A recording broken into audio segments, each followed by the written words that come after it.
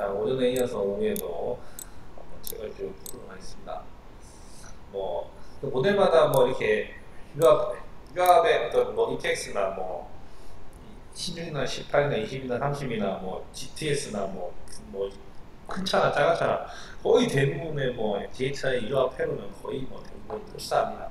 흡사하기 때문에 하나만 보셔도 대부분은 다 똑같이 이해하실 수 있습니다. 아까 여기 차이는 이제 프라이어티 밸브가 이쪽 MCV에 내장 16, 18 같은 경우는 이렇게 들어가 있는 타입이었는데 이거는 지금 아까 무관으로 보일 수 있게끔 밖으로 빠져 있는 타입이니까 그렇게 생각하시면 됩니다.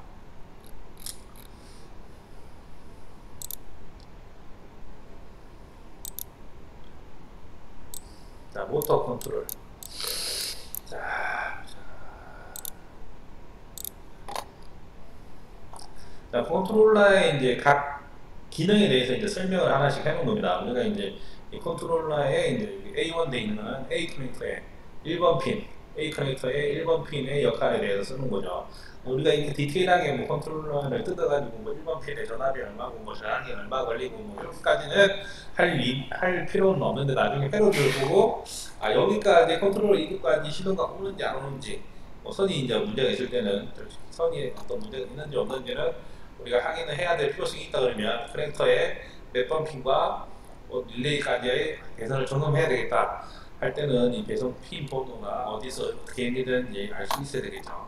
물론 현장에서 쓰시면 크게 없을, 저도 크게 할 일은 없지만 그래도 혹시나 쓸 일이 있다 그러면 이 책을 참고하시면 되겠습니다. 그래서 A 커넥터부터 해서 B 커넥터 핀 번호가 이렇게 나와 있습니다.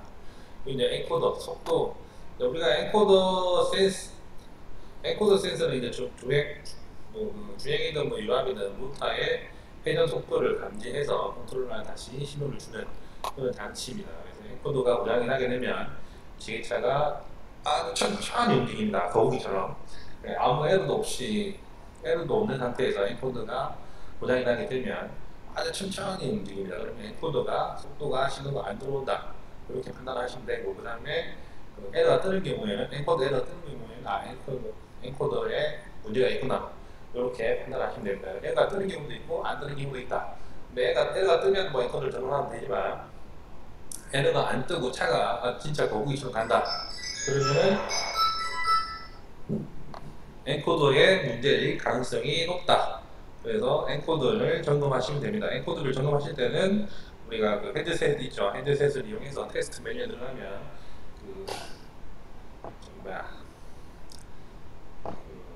헤르츠, 엔코더 헤르츠가 나오죠.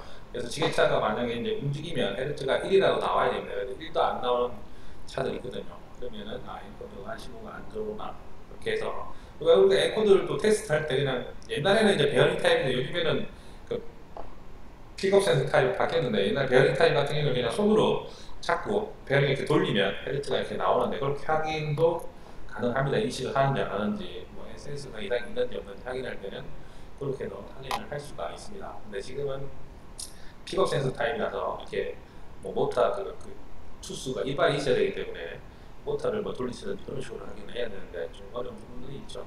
옛날에 베어링 타입은 그냥 손으로 돌려도 헤르츠가 나온다. 손으로 빨리 돌리면 한 2, 30Hz 이 정도 나옵니다.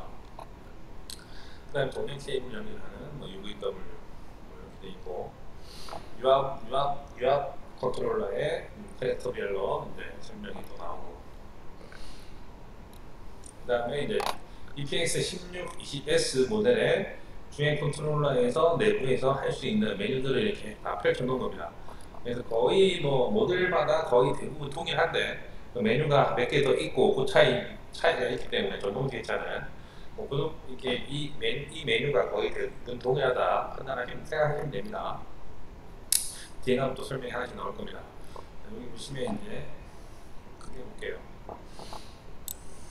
자, 우리가 제일 먼저 아까 책에 나왔던 릴리즈 브레이크 있죠. 릴리즈 브레이크는 제가 아까 충분히 앞에서 설명드렸죠. 그 다음에 이제 우리가 인버전 브레이크가 있고 페달 브레이크가 있습니다. 그래서 이제 릴리즈 브레이크는 이제 아셀레이터를 헤드했을 때 그가 작동하는 브레이크고, 인버전 브레이크는 내가 이제 전진으로 가다가 전진으로 주행 중에 전진 레버를 그냥 후진으로 바로 넣었어요. 후진은 바로 넣으면 바로 후진이 안 되죠. 이렇게 쭉 썼다가 또 후진이 움직일 겁니다. 근데 요 인버전 브레이크를 투입하면 전진으로 10km 달리다가도 후진 넣으면 바로 후진이 반응이 빨라지는 거죠. 반응을 빠르게 해서 내가 뭐 브레이크를 안 잡고 그냥 전후진 레버로만 작동해가지고 장비를 운행할 수 있는, 뭐 물론 운전 잘하시는 분들 이렇게도 뭐 쓰시는 분도 있는데 이렇게도 가능하다. 그래서 전후진 레버의 작동 신호를 이용해서 브레이크를 잡는 기능이 또 있다. 그 다음에 이제 페달 브레이크, 이것도 이제 인버전 브레이크, 릴리즈 브레이크 못지않게 많이 쓰게 될 겁니다.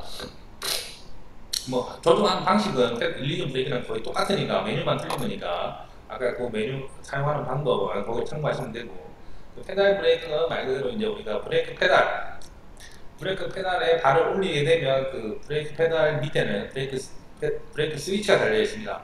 그 스위치가 인식을 하게 되고, 그 스위치가 인식을 하게 되면 컨트롤러에서 사용자가 브레이크 페달을 밟았구나 라고 인식을 합니다. 그래서 그 브레이크 페달 스위치 신호가 들어왔을 때 얼만큼 제동을 할 거냐. 그러니까 우리가 이제 브레이크 페달을 세게 밟아서 기계적으로 제동을 하는 것이 아니라 브레이크 페달의 스위치가 작동했을 때 얼마나 많이 감속을 시킬 거냐. 그래서 그냥 브레이크 페달에 발만 갖다 올려도 지게차를 바로 세울 수 있을 정도의 제동력을 여기서 설정하시면 가능합니다. 그래서 굳이 브레이크 페달을 세게 힘으로 밟을 필요가 없다. 그래서 운전하기가 편하다 이거죠. 물론 뭐 라이딩이나 뭐 이런 드럼이나 이런 부분에 마모가 없기 때문에 전혀 교체할 일이 없어진다.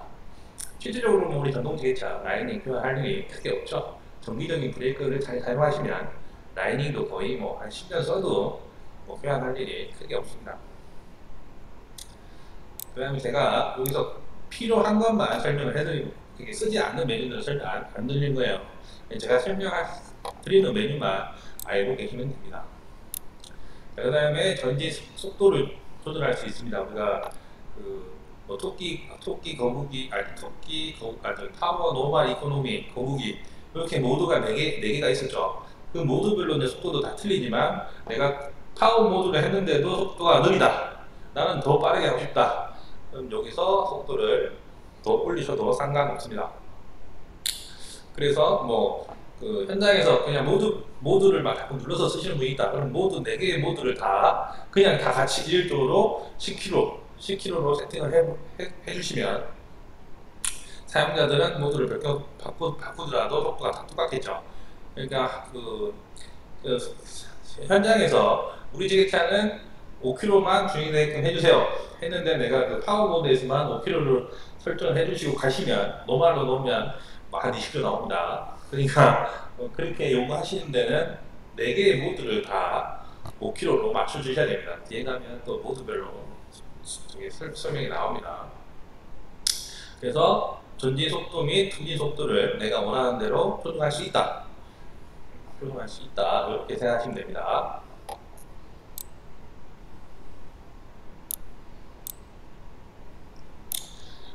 그 다음에 우리가 이제 액츄얼리 타임 해가지고 옵슬리 타임 해가지고 우리가 이제 그 브레이크 그냥 키 온 상태에서 가만히 놔두면은 유압보다 이렇게 쭉 돌다가 한 5초 정도, 지금 아마 설정이 한 3초 정도로 되어 있을 겁니다. 5초인가 뭐 얼마 되는지 모르겠는데 하여튼 밟은 브레이크 페달을 딱 손을 대거나 전진 레버를 넣게 되면 유압 모터가 이렇게 쭉 돌아가죠. 유압 모터가 쭉 돌아가면 아마 소리가 들릴 겁니다. 그 시간을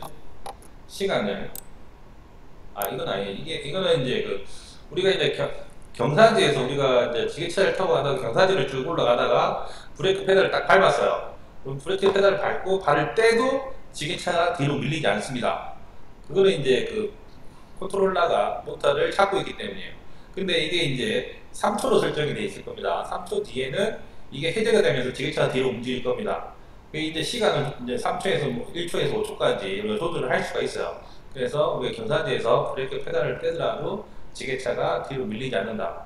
뭐 우리 카달로그 보시면 알겠지만 안티롤백 해가지고 경사지에서 섰다가 다시 출발할 때 뒤로 밀리지 않게끔 그 기능이 지금 여기 들어가 있는 거고, 그 기능의 시간을 조절하는 게 이 타임입니다. 그래서 요거를 조금 뭐 늘려달라고 하시는 분도 있어가지고 지금 좀 늘리려고 하는데, 뭐 늘리는 거는 좀 쉽지 않다. 뭐 우리가 열당치에 흘러갈 수 있다. 해서 지금 뭐 조율 중에 있습니다. 그래서 뭐 요거를 시간을 뭐 한 20, 30초 늘리는 방안도 저희가 좀 생각 좀 하고 있습니다.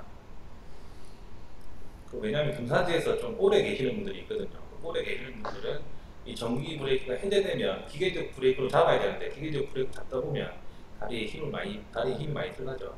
그래서 좀 금산지에서 사용하시는 분들은 다리가 아플 수가 있습니다.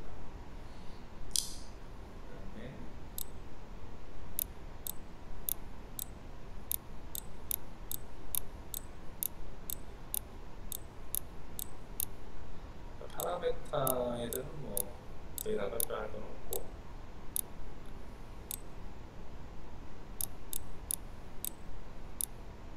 자, 우리가 여기 보시면 이제 빼갈람을 이제 우리가 후진할 때 기본적으로 빼갈람이 우리 옵션이 설정되어 있습니다. 그래서 우리가 여기 보시면 옵션을 선택해서 후진할 때, 지금 아마 후진할 때 빼갈람이 울리게끔 설정되어 있습니다. 근데 이제 지게차가 후진을 넣었을 때가 아니고 지게차가 뒤로 움직이기 시작할 때 이제 울리게 하는 거, 그 다음에 후진 스위치 또는 전진 스위치, 전후진 둘 중에 하나만 들어가도 울리게 하는 거, 그 다음에 지게차가 움직여야지만 울리게 하는 거, 이렇게 옵션이 4가지가 있습니다. 그래서 이거를 선택을 해서, 요즘에는 워낙 안전에 신경 많이 쓰다 보니까 전후진 다 빼갈람 울리게끔 해달라고 요구하시는 업체들이 많이 있죠. 그래서 이거 옵션으로 바로 설정이 가능하니까 이것도 유용하게 사용하시면 됩니다. 예전에 뭐 옛날 장비들은 이게 안 되기 때문에 뭐 여기 임의로 뭐 RS 연결해서 강제로 이렇게 임의로 선 연결해서 울리게끔 뭐 개조를 하고 했는데, FL 모델은 이게 가능합니다. 근데 제가 정확하게 기억이 안 나는데 이게 2, 30 모델만 안 되는 걸로 알고 있어요. 16인가 18은 안 되고 CLX도 안 될 겁니다. 아마 PX 2, 30 모델에서만 이 메뉴가 적용될 겁니다. 다음에 한번 현장에서 한번 해보세요. 저도 정확하게 해보진 않아서 기억이 안 나요. 2, 30은 확실히 됩니다.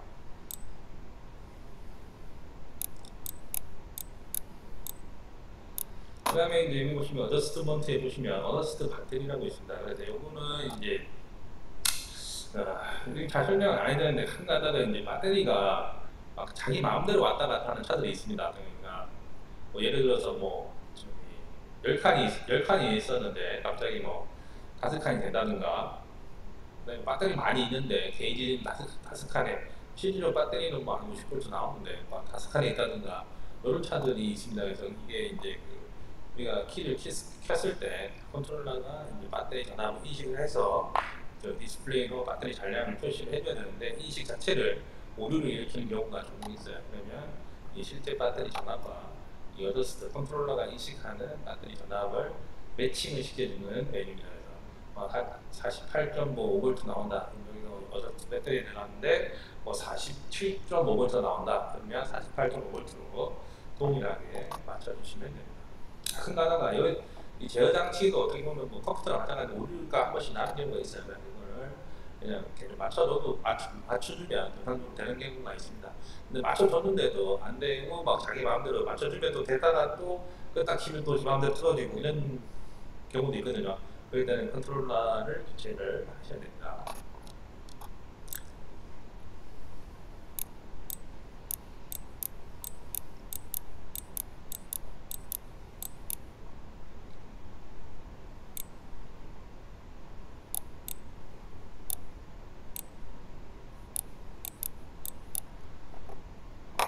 자, 여기 보시면 뭐 디스플레이에 가로수단도 이렇게 설정할 수 있는 메뉴가 있습니다. 자, 여기 보시면 이제 우리가 릴리즈 브레이크라든지 인버전 브레이크라든지 이런 것들을 이렇게 최소값은 0.3에서 10까지 조절이 가능하고, 한 버튼을 한 번 누를 때마다 0.2씩 움직인다. 이렇게 생각하시면 됩니다. 그러니까 릴리즈 브레이크라든지 이런 릴리즈 브레이크, 인버전 브레이크, 디셀레이션 브레이크, 페달 브레이크, 이거는 아까 제가 설정값에서 밑으로 낮춰야지만 그 제동력이 더 올라간다. 이렇게 얘기했죠. 그래서 FL 모델들은 한 1.5에서 1.3에서 1.5 정도, 2.5로 세팅이 되어 있을 텐데 낮춰주시면 제동력이 올라간다. 이렇게 생각하시면 됩니다. 실질적으로 그냥 이렇게 올려서 작동을 해보시면 느낌이 이 정도면은 내가 쓰는데 편하구나, 뭐 문제 없구나, 올리시면서 테스트를 해보셔도 상관없습니다.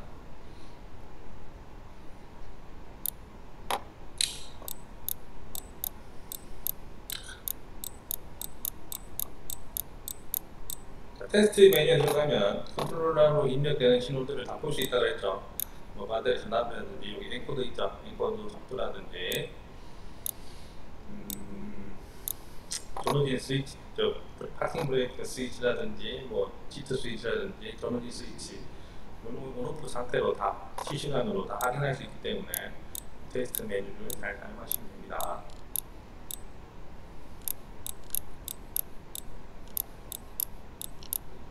자, 이제 주행 아까 여기까지 위에까지는 주행 마스터 컨트롤러이고 지금 이제 여기서부터는 주행 슬레이브 컨트롤러입니다. EPX 16, 18 모델의 주행 슬레이브 컨트롤러. 자, 메뉴를 보시면은 아마 주행 마스터 컨트롤러보다 메뉴가 되게 작죠. EPX 마스터 컨트롤러보다는. 왜냐하면 거의 대부분의 그 제어는 마스터 컨트롤러에서 다 합니다.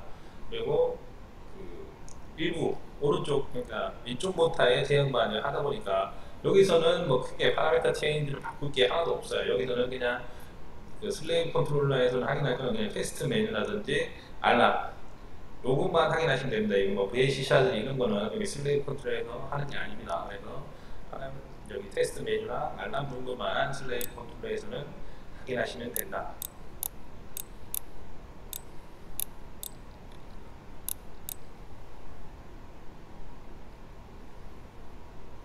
메가펜도 마찬가지입니다. 이제 메가펜도 이제 우리가 키 온 할 때 돌 거냐, 뭐 온도 올라갔을 때 돌 거냐, 뭐 이렇게 설정할 수가 있습니다. 그래서 뭐 많이 쓰는 데 있죠. 지금 많이 쓰는 데는 그러니까 그냥 키를 키자마자 펌프가 메가펜이 돌아가게 설정을 해주셔도 상관없습니다.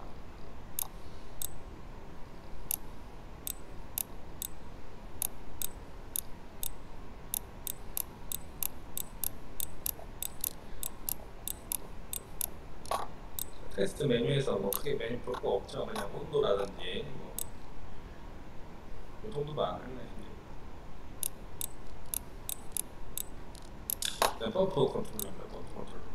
펌프 컨트롤러는 또 메뉴가 많이 있죠. 여기에 이제 메뉴들은 크게 의미가 없고 여기 보시면 이제 여기 유압에서 제일 중요한 거는 이제 유압 속도를 우리가 조절해야 되겠죠. 유압 속도를 이제 아까 내려오는 속도를 조절이 안 된다 그랬어요. 올라가는 속도는 조절할 수가 있습니다. 왜냐하면 유압 모터의 회전 속도를 올리면 되니까. 유압 모터의 회전 속도를 올리면 펌프도 빨리 돌 거고 나오는 유량도 많아질 겁니다. 그래서 펌프의 속도를 올리면 유압의 작동 속도는 빨라진다. 그래서 우리 리프트, 틸트, 뭐 옥스1, 옥스2, 뭐 펌프 포지션이라든지 사이드 시프트 등등 이런 것들은 우리가 그 전동 지게차 같은 경우에는 디젤 지게차 같은 경우에는 유량을 늘려서 이제 유량을 조절하는 밸브가 따로 있습니다. 그래서 유량을 늘려서 이제 조절하는데 이 전동 지게차 같은 경우는 모터의 회전 속도를 올려서 모터를 회전 속도를 올린다는 말은 좀 유량을 올린다는 말과 동일한 거죠. 그러니까 왜냐하면 디젤 차들은 모터가 없으니까 그냥 바로 펌프가 돌아가는 거니까. 그래서 전동 지게차들은 핸드셋을 이용해서 모터의 회전 속도, 그러니까 리프트 작동 신호가 들어왔을 때 모터를 몇 헤르츠로 얼마의 속도로 돌릴 거냐. 지금이 뭐 50이면 50 rpm이면 뭐 100으로 올린다. 그러면 두 배로 빨라지는 거죠. 유량이 이만큼 늘어나기 때문에. 그래서 맥스 스피드 리프트 있죠. 여기 메뉴에서 그 헤르츠로 되어 있습니다. 헤르츠를 올리면 그 속도가 빨라질 겁니다. 속도도 빨라진 게 느껴지고 작동할 때 모터의 회전 속도 들리는 소리도 훨씬 더 커질 겁니다. 이렇게 하시면 된다. 그 다음에 이제 요게 좀 헷갈려 하시는 분들이 있는데 이게 퍼스트, 세컨드, 뭐 서드 이렇게 돼 있는데 요게 이제 리프트라고 생각하시는 분들이 있는데 이게 리프트 아니고 리프트가 따로 있습니다.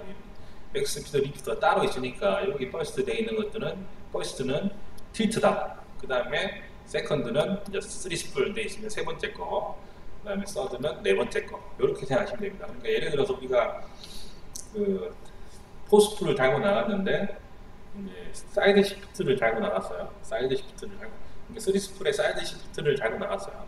근데 리프트랑 틸트는 속도가 잘 나와. 근데 그 사이드 시프트 속도가 안 나오는 거지.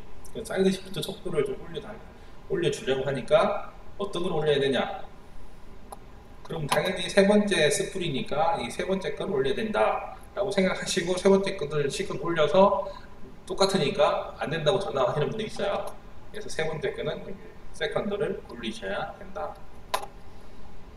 물론 뭐 네 번째 거 이제 뭐 롤클래프나 이거 달면 네 번째 거 뭐 올리셔도 상관없고 포크 포지션으로 양기시 달아가지고 뭐 이쪽 거 저쪽 거 올리셔도 상관없고 하여튼 세 번째 거는 세컨드다 이렇게 생각하시면 됩니다. 리프트는 따로 있다 이렇게 생각하시면 돼요.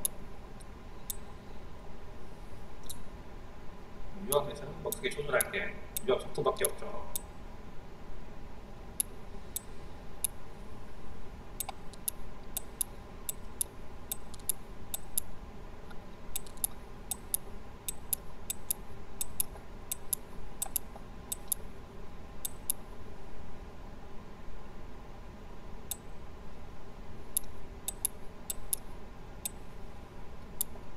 헤르츠로 해서 0헤르츠부터 해서 200헤르츠까지 조절이 가능하다. 한번 누를 때마다 일시 버튼을 한번 누를 때마다 일시 운영한다.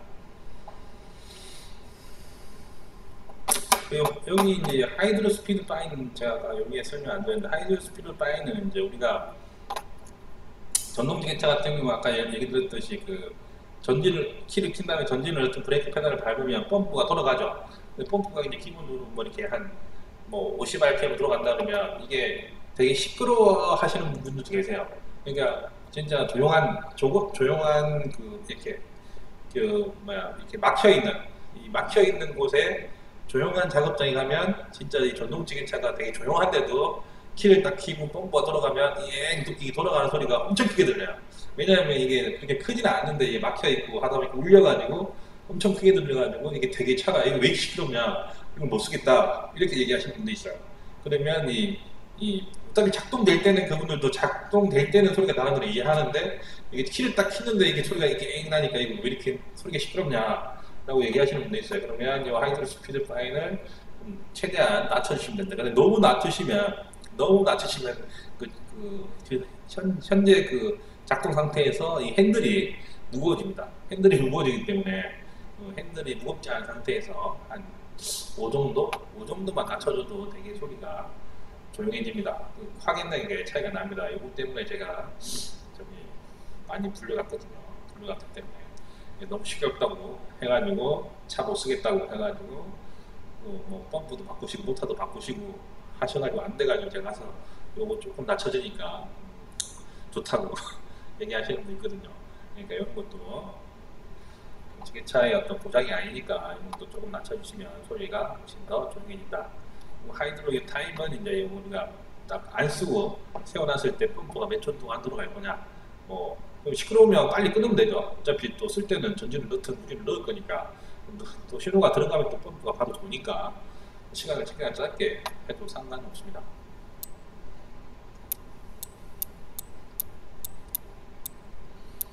자, 테스트 문제 들어가면 뭐 똑같죠. 우리가 이제 뭐 리프트 스위치라든지 뭐 틸트 스위치 이런 것도 바로 확인이 가능하다. 뭐 세컨드, 서드 온오프 되는 거, 우리가 레버를 당겼다 넣었다 하면서 온오프 되는 거를 바로 눈으로 확인할 수 있다. 자, 이제 고장 코드가 나옵니다. 고장 코드는 이제 제가 뭐 여기 고장 코드가 되게 많은데 이 고장 코드가 많은 이유는 이 컨트롤러를 이제 요 한 모델에만 쓰는 게 아닙니다. 여기도 쓰고 뭐 저기도 쓰고 뭐 딴 데도 쓰고 뭐 여러 군데 쓰다 보니까 거기에서 다 발생돼야 되는 에러들을 다 집어넣다 보니까 이렇게 에러가 많이 있는데, 실질적으로 현장에서 뭐 제가 한 10년 넘게 일했지만 뭐 꼭 뜨는 것들만 거의 뭐 대부분 한 10개 정도밖에 안 뜹니다. 뭐 그렇게 뭐 이렇게 광범위하게 안 뜨기 때문에 여기 있는 거 제가 잘 뜨는 것만 간단하게 설명드릴게요. 보통 이제 로직 페일러 이렇게 뜨게 되면 이제 배터리가 없는 경우에 이렇게 뜹니다. 배터리가 없는 경우. 그리고 배터리를 키를 끄지 않고 강제로 비상 정지를 시킨다든가 배터리 잭을 뽑는다든가, 그러면 대부분의 차들은 가서 핸드셋을 연결해 보면 이 로직 페일러 에러가 있습니다. 그리고 실질적으로 뭐 차가 정상적으로 작동이 되는데도 이 로직 페일러 에러가 뜨는 차들은 배터리가 상태가 안 좋은, 배터리 전압이 낮거나 어디가 지게차로 하여튼 전원이 하여튼 이상하게 들어올 때 이 로즈 페일러 에러가 뜹니다. 배터리 전압보다 낮게 들어온다는 얘기죠. 배터리 뭐 셀을 점검하신다든가 아니면은 뭐 키 스위치라든지 뭐 컨택터라든지 이런 접촉에 문제를 확인하시면 됩니다. 배터리 셀이 죽으면 이 에러가 뜹니다.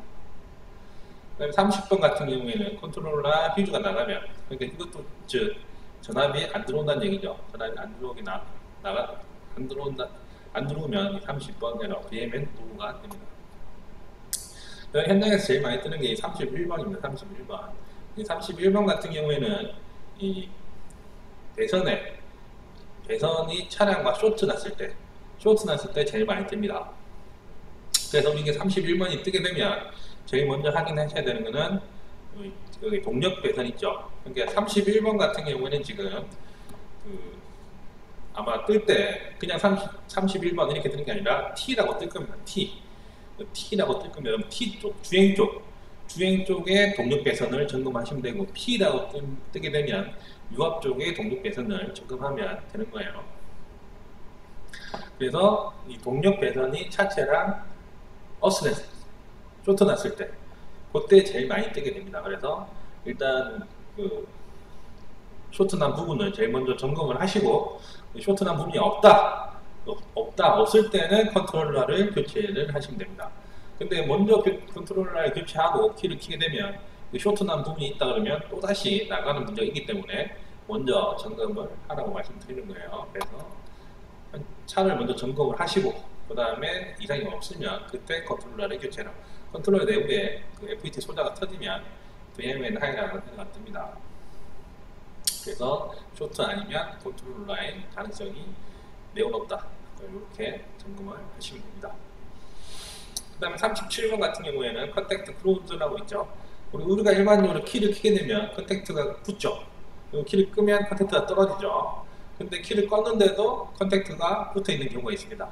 왜냐하면 이 컨택터가 접점이 녹아서, 열받아서 이게 녹아서 유착이 되는 경우가 있어요. 그래서 컨택트 클로즈가 뜨면 컨택터를 먼저 점검하시고 키가 꺼졌는데도 붙어 있다 그러면 떨어뜨리세요. 떨어뜨리면 또다시 작동이 잘 되는 경우가 있습니다. 근데 일단 뭐 급하면은 뭐 떨어뜨려서 쓰면 되는데 실질적으로는 이제 컨택터를 교환을 해줘야 되겠죠. 그래서 접점의 어떤 컨택터 접점 같은 경우는 소모성 부품이기 때문에 오래 쓰다 보면 그 접점이 타고 높고 접촉면이 안 좋아집니다. 그래서 컨택터 같은 경우에는 오래 사용하시면 접점을 교환하셔야 된다. 그 다음에 38번 컨택터 오픈이라는 에러가 있는데, 컨택터 오픈은 말 그대로 컨택터가 붙어야 되는데 붙지 않는다는 얘기입니다. 키를 켰는데 컨택터가 크로스가 돼야 되는데 크로스가 안 되고 떨어져 있다, 오픈되어 있다. 물론 컨택터가 안 좋아서 컨택터가 안 붙는 경우도 있습니다. 근데 31번이나 30번이 뜨게 되면 이게 어떤 지게차에 문제가 있기 때문에 컨택터를 일부러 안 붙입니다. 그러니까 이 에러 38번이 뜬다고 해서 무작정 이 컨택터를 교환하는 게 아니라 이 헤드셋이나 디스플레이에 뜨는 에러를 정확히 보고, 이 38번이 하나만 있는 경우에는 컨택터의 문제의 가능성이 높지만 31번, 38번 이 두 개가 뜬다 그러면 31번을 먼저 제거를 해야 되겠죠, 원인은. 그러면 38번도 사라질 겁니다. 그래서 그냥 눈에 보이는 에러만 가지고 판단하지 마시고 어떤 에러의 종류의 에러가 떴는지 정확하게 다 점검한 다음에 점검을 해야 된다. 그 다음에 60번도 뭐 마찬가지입니다. 우리가 이제 31번처럼 퓨즈가 나가서 컨트롤러 전원이 안 들어와서 캐패시터가 충분히 안 될 때, 즉 뭐 전원이 안 들어올 때, 그리고 컨트롤러 내부에 캐패시터가 터졌을 때 이와 같은 에러가 뜹니다. 그래서 전원이라든지 컨트롤러를 점검을 하시면 됩니다. 근데 뭐 컨트롤러는 점검할 수가 없으니까 그냥 교체를 해보시는 게 제일 빠릅니다. 65번 같은 경우에는 이제 모터의 온도가 많이 올라갔을 때, 뭐 물론 이제 모터가 뭐 부하를 많이 써가지고 모터의 온도가 올라갈지는 뭐 갈 일은 거의 없습니다. 근데 실질적으로 뭐 지게차를 아무리 험하게 써도 모터의 온도가 올라갈 일은 크게 없습니다. 왜냐하면 이 65번 에러가 125도에 설정이 되어 있습니다. 모터 온도가 125도까지 올라갈 일은 거의 없다. 뭐 우리가 극한의 도의가 있는 것도 아니고 우리나라가. 그래서 일반적으로 65번 같은 에러가 뜨면 우리가 핸드셋이나 디스플레이로 테스트 메뉴에 들어가서 보게 되면 뭐 300도, 막 250도, 뭐 60도 이렇게 뭐 왔다 갔다 하는 경우도 있고 그냥 뭐 300도로 고정되어 있는 경우도 있고 이렇게 고정되어 있는 경우가 있습니다. 왜냐하면 온도 센서가 망가졌기 때문에. 그래서 요 65번 에러가 뜨면 온도 센서를 점검을 하시면 된다. 66번은 아까 앞에도 설명했었죠. 고장이 난 게 아닙니다. 배터리가 없는 거다. 그 다음에 74번 예전에 이제 CRX 모델 지금 여기서 제가 에러코드 설명드리는 거 전동지기차 전부들이 다 포함되는 겁니다. 그래서 여기서 설명드리고 뒤에 가서 설명 안 드릴 거예요. 왜냐하면 다 똑같은 내용이니까. 그러니까 모델마다 에러코드가 거의 뭐 한두 개 차이, 뭐 좀 한 10% 20% 차이지 뭐 대부분 거의 다 동일하고 증상도 동일하게 나옵니다. 그래서 하나만 잘 아셔도 전부 다 동일하게 공통으로 쓰는 거기 때문에 확인하시면 됩니다. CRX 모델 같은 74번 드라이브 쇼트가 뜨면 이제 예전에는 비상 차단 스위치가 눌려져 있으면 이 드라이브 쇼트라는 에러가 떴습니다. 근데 이게 이제 비상 차단 스위치가 눌려져 있는 드라이브 쇼트라는 에러가 뜨면 안 되죠. 뭐 에머전시 스위치 이렇게 떠줘야 되는데 드라이브 쇼트라는 메뉴 에러가 떠가지고 초창기에 나온 차들은 그렇게 뜹니다. 근데 이제 요즘에 나온 차들은 에머전시 스위치 이렇게 뜹니다. 그래서 초창기에 나온 차들은 드라이브 쇼트라는 메뉴가 뜨면 비상 차단 스위치를 점검해라. 눌려져 있는지. 그러니까 뭐 전화 오시면 그 비상 차단 스위치를 한번 해제해 보십시오라고 설명을 해주시면 됩니다. 우리가 고객센터라도 이와 같이 초창기 때 문의 전화가 많이 왔었습니다.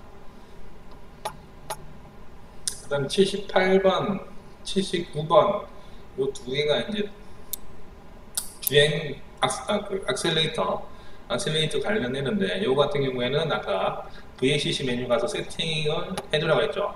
세팅을 했는데도 안 된다. 그러면 악셀레이터를 새 걸로 변출을 하시고 다시 세팅을 해주셔야 된다.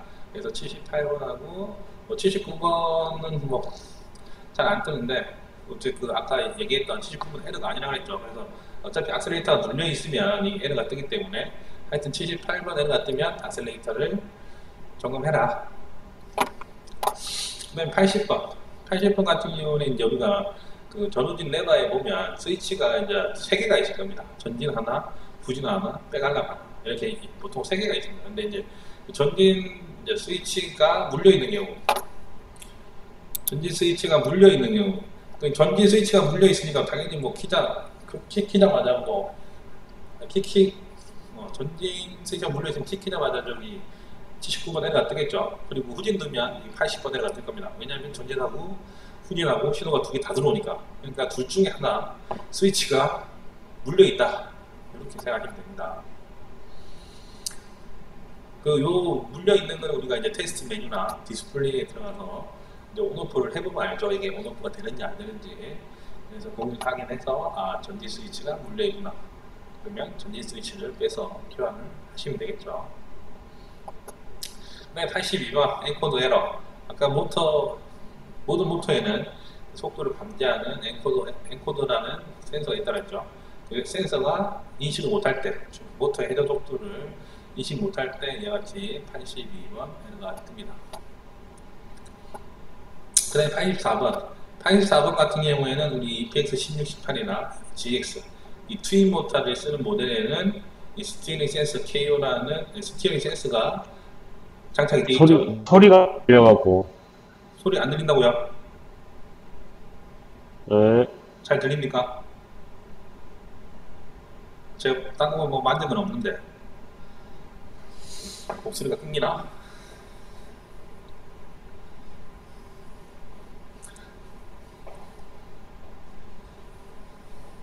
목소리가 계속 끊기면 얘기하세요. 제가 뭐 장비 만든 건 없는데 갑자기 끊기면 안 되는데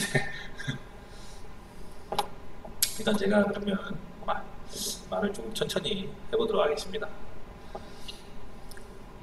그래서 84번 같은 경우에는 스티어링 앵글 센서가 장착되어 있는 모델에서 스티어링 앵글 센서의 각도가 틀어졌거나 센서가 고장났을 때 세팅 센서 K라는 메시지 뜬다. 이럴 때는 우리가 배운 대로 스티어링 앵글 센서를 세팅을 다시 해보고 안 될 때는 센서를 교환해가지고 세팅을 해줘야 된다.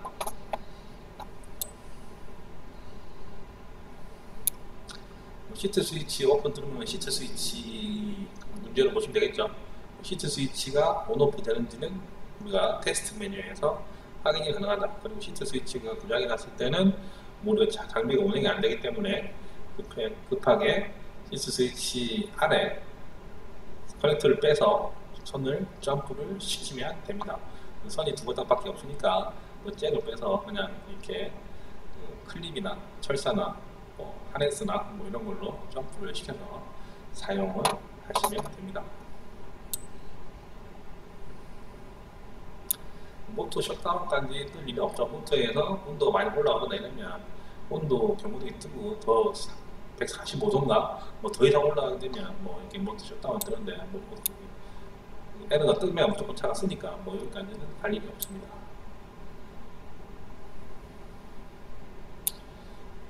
예전에 이제 219번 IQ 미스매치라는 에러가 이제 종종 뜨거나 이랬는데 이 IQ 미스매치 에러가 뜨면 컨트롤러를 교체하시면 됩니다. 내부에 오류가 있어서 IQ 미스매치 에러가 간헐적으로 뜨는 차들이 있었습니다.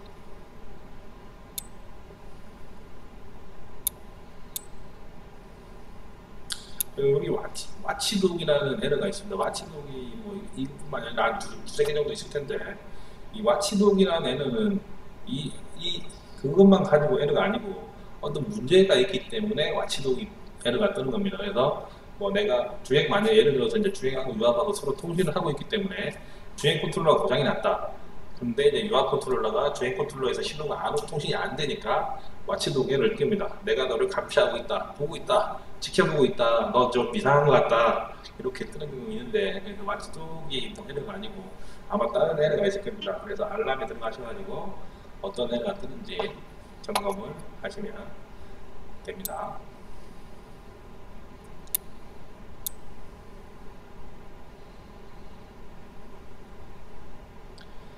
여기 뭐 EVP 뭐 이렇게 뜨는 거는 우리가 이제 에러 그 핑거 타입 여기 마이크로 10이 있죠.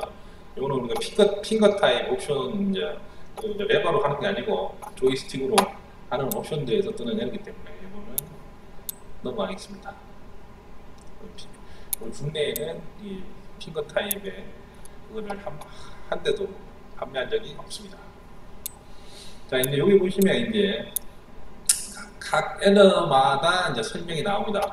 그래서 제가 기본적인 건 설명을 드렸고 여기서 이제 여러분들이 더 필요하신 정보가 있다 그러면 이 책을 한번 쭉 읽어보시고 참고 자료로 활용하시면 됩니다.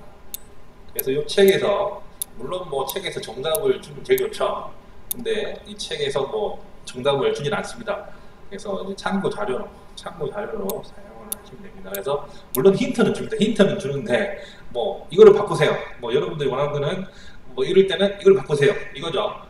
물론 그것도 뭐 쉬운 게 아니죠. 그것도 짬밥이 있고 뭐 어떤 좀 경험이 있어야지 그 확률을 좁힐 수가 있고 또 빠르게 진단을 할 수가 있는 거죠. 그래서 쉽게 한 번에 되는 건 아닙니다. 그래서 에러 코드는 쭉 넘어가겠습니다. 제가 설명드렸던 거고 참고 자료를 활용하시면 됩니다. 자, 여기까지 에러 코드고 지금부터 이제 제어 설정치가 나오죠. 제어 설정은 이제 말 그대로 공장에서 차가 출고될 때 어떻게 세팅돼서 나가냐 이렇게 해서 세팅한 컨트롤러에 현재 들어있는 설정치라고 보시면 됩니다. 그래서 물론 이게 이제 약간 리비전이 되는 경우도 있습니다. 그러니까 우리가 뭐 아까 그 헤드셋 연결하면 뭐 1.0, 뭐 리비전 1.0 이렇게 나오는데 뭐 약간씩 변할 수는 있지만 크게 변하지는 않습니다. 크게 변하지 않기 때문에 이 자료를 그냥 기준으로 생각해도 상관없습니다. 그래서 이제 아까 모드가 4개 있었죠. 거북이 모드, 이코노미 모드, 모바일 모드, 파워 모드. 이 모드별로 이제 세팅 값이 다 있죠. 그래서 우리가 전진 속도를 세팅할 때 여기 하나만 뭐 50Hz로 맞춘다고 해서 되는 게 아니다. 나머지 이거 4개다. 이거를 50으로 맞춰야 된다. 그럼 어떻게 맞춰야 되냐? 그러면 뭐 키를 딱 킬 필요는 없고 디스플레이에 파워 모드로 놓고 한번 맞추시고 또 노멀 모드로 놓고 한번 맞추시고 전략 모드로 놓고 한번 맞추시고 거북이 모드로 놓고 딱 맞추고 이런 식으로 4번을 맞추시면 됩니다. 복잡하더라도 방법이 없습니다. 그래서 이것도 혹시나 내가 들어가서 뭐 만지다 보니까 뭐 만져야 되지 않아야 될 걸 잘못 만진 뒤부터 지게차가 이상해졌다. 그러면 여기 있는 데이터를 보시고 다시 원위치를 해주시면 됩니다.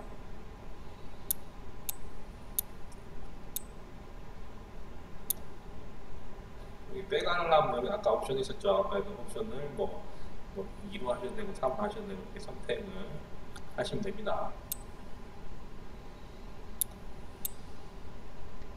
과장님, 네. 너무 많이 넘어가기 전에 네. 네, 저희 엔지니어들 중에 지금 2가지 질문이 올라왔는데요. 에러코드 쪽에서요. 네.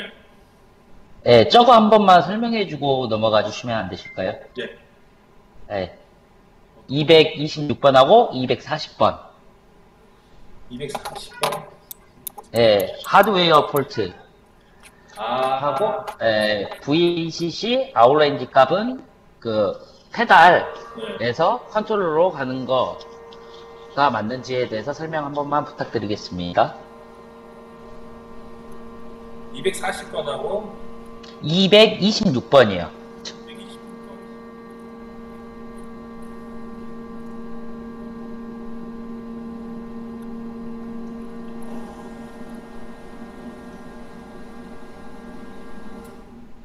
자, 226번이 뭐 현장에서 많이 뜨는지는 모르겠는데 일단 뭐 말 그대로 우리가 아까 아까 책에 있었죠. VACC 메뉴를 세팅하는 거다. 악셀레이터 아니면 그 리프트 센서 그 둘 중에 하나가 어디 값이 틀어졌다는 얘기죠.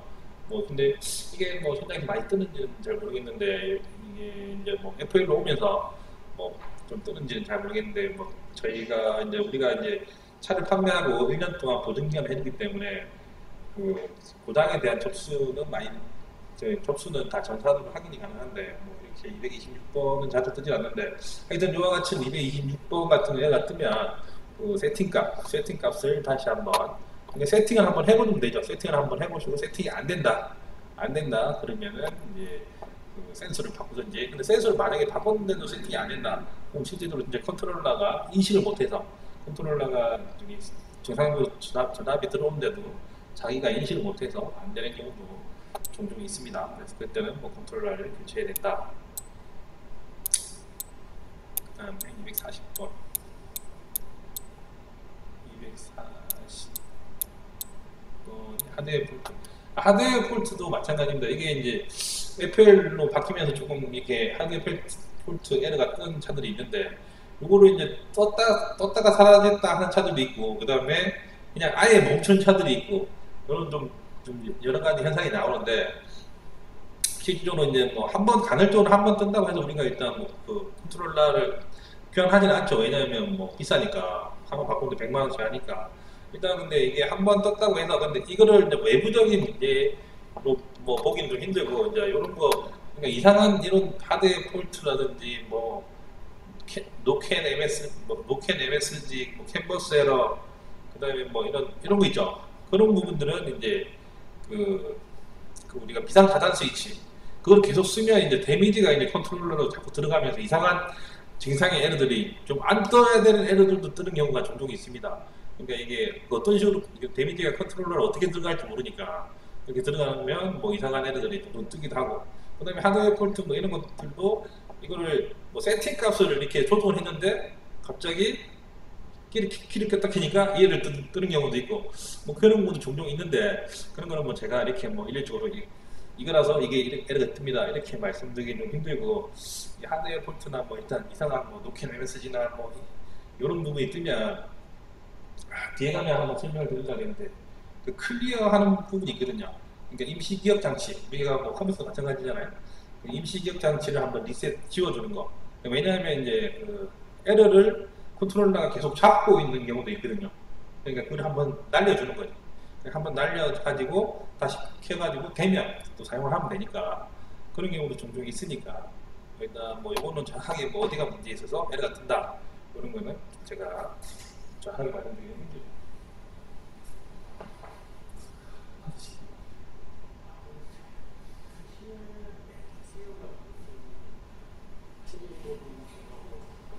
이거 써야 돼.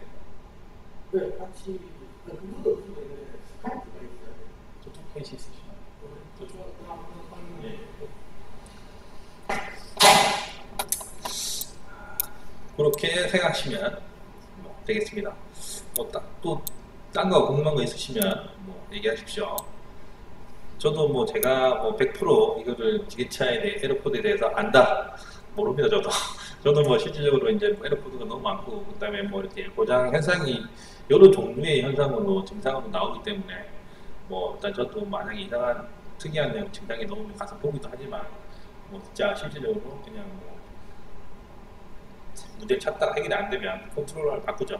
컨트롤러 바꾸면 또 잘 됩니다. 다. 뭐 꽂히는 에러는 없습니다. 그리고 지게차, 전동 지게차 같은 경우에는 뭐 크게 고장날 게 없죠. 네. 뭐 부품이 몇 개 안 들어가기 때문에 뭐 웬만하면 다 쉽게 고칠 수 있습니다.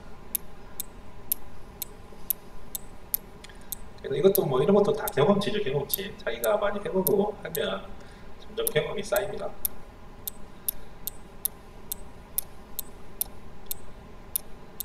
그리고 이제 공장 설정치는 뭐 이렇게 있다. 그래서 다음에 현장에서 이렇게 필요하시면 참고 자료로 활용을 하시면 된다. 펌프도 마찬가지. 좀 넘어가겠습니다.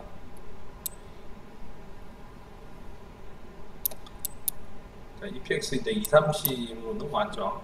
EPX 이제 230. 여기서 뒤부터는 빨리빨리 넘어갈 겁니다. 왜냐하면 앞에 설명을 다 했기 때문에 더 이상 할 게 없어요.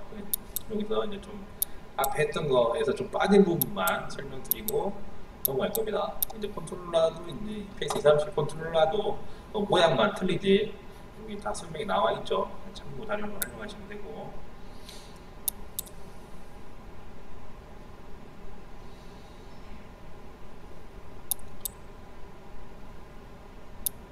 핸드셋 사용하는 방법이 한 번 더 나오는데 앞에서 다 설명을 드렸고 뭐 저기 부족한 부분은 유튜브에 보시면 핸드셋, 신형 핸드셋 사용 방법에 대해서 친절하게 영상으로 찍어서 올려놨습니다.